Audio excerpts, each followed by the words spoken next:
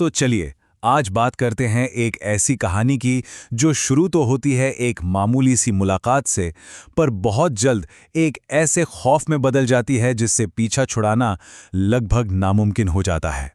तैयार हो जाइए इस डरावनी रात के सफर के लिए।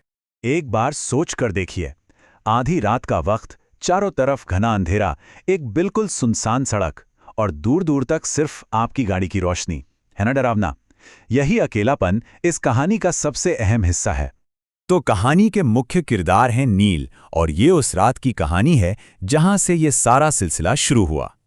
तो नील की अभी अभी नाइट शिफ्ट वाली नौकरी लगी है और रोज की तरह वो काम से थक हार कर घर लौट रहा है। शायद घर जल्दी पहुंचने की जल्दी थी, इसलिए उसने मेन हाईवे छोड़कर एक सुनसान शॉर्टकट वाला रास्ता पकड़ लिया। घड़ी में रात का 1 बज चुका था। ये वो वक्त है जब शहर सो जाता है और सन्नाटा अपनी पकड़ बना लेता है। नील को बिल्कुल अंदाजा नहीं था कि उसका ये अकेला सफर एक भयानक तजुर्बे में बदलने वाला है।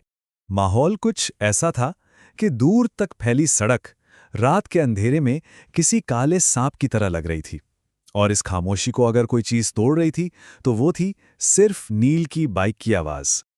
और फिर इसी खामोशी के बीच होती है एक मुलाकात, एक ऐसी मुलाकात जो नील की जिंदगी को हमेशा हमेशा के लिए बदल देने वाली थी।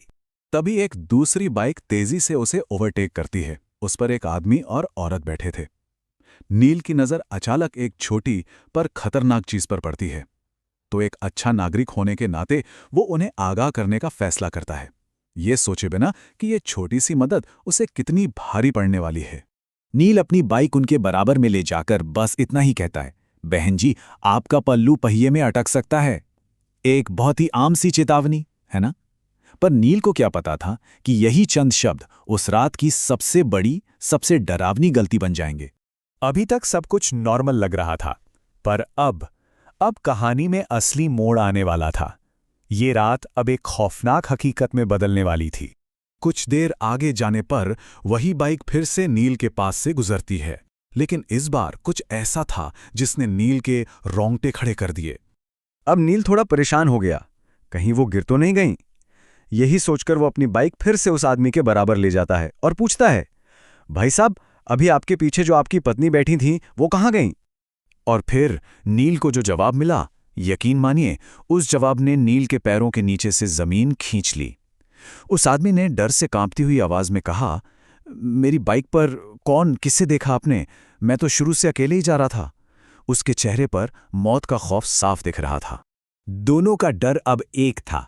दोनों ने घबराकर एक साथ पीछे मुड़कर देखा और दूर अंधेरे में उन्हें एक धुंधली सी परछाई नजर आई। बस इतना देखना ही काफी था। दोनों ने वहां से ऐसी बाइक भगाई जैसे मानो खुद मौत उनके पीछे पड़ गई हो। नील को लगा कि चलो, जान बची तो लाखों पाए। वो खौफ शायद उसी सड़क पर पीछे छूट गया, पर वो गलत था, बहुत गलत। वो डर सड़क पर नहीं, उसके जहन में बस चुका था, और अब उसके घर तक पहुंच चुका था। रात के 2 बजे घर पहुंचकर भी चैन कहाँ था। नींद तो जैसे आंखों से गायब ही हो गई थी। बस बार बार वो उस लाल साड़ी वाली औरत का चेहरा सामने आ रहा था। हालत ये हो गई थी कि कमरे के पर्दे भी उसे साड़ी के पल्लू जैसे दिखने लगे थे, और उसे ऐसा लग रहा था जैसे कोई धीमे से उसका नाम पुकार रहा हो। और फिर जब मुश्किल से आंख लगी तो एक भयानक सपना आया। उसने देखा वही औरत उसकी खिड़की पर खड़ी है, और इससे पहले कि नील कुछ समझ पाता, उसने नील के ऊपर छलांग लगा दी। एक जोर की चीख के साथ नील की आंख खुली। डर ऐसा बैठा कि अगले 2 दिन वो काम पर जाने की हिम्मत तक नहीं कर पाया। लेकिन डर के मारे कब तक घर पे बैठा रहता, काम पर तो लौटना ही था। और यहीं कहानी अपने सबसे खौफनाक अंजाम पर पहुंचती है। 3 दिन बाद नील ने जैसे तैसे हिम्मत जुटाई और काम पर लौट गया। शिफ्ट रात के 12:30 बजे खत्म हुई, और घर जाने के लिए रास्ता, अफसोस, रास्ता तो वही था। जैसे ही नील ने बाइक उस सुनसान सड़क की तरफ मोड़ी, उसका दिल जोर जोर से धड़कने लगा। हाथ कांप रहे थे। क्या आज रात फिर वही सब होगा? और तभी उसे अपने पीछे एक और बाइक की आवाज सुनाई दी। नील का तो जैसे कलेजा ही मुकवा गया। उसने डरते डरते पीछे देखा तो बाइक पर सिर्फ एक आदमी था, पीछे कोई नहीं बैठा था। ओह! नील ने एक गहरी राहत की सांस ली। शुक्र है, शायद उस रात वाला सब बस एक बुरा सपना था। नील उस बाइकर को देखकर हल्का सा मुस्कुराया। वो बाइकर उसके पास से गुजर ही रहा था कि अचानक उसने अपना हेलमेट का शीशा ऊपर उठाया और जो कहा उसे सुनकर नील की दुनिया, उसका वजूद, सब कुछ जैसे एक पल में जम गया।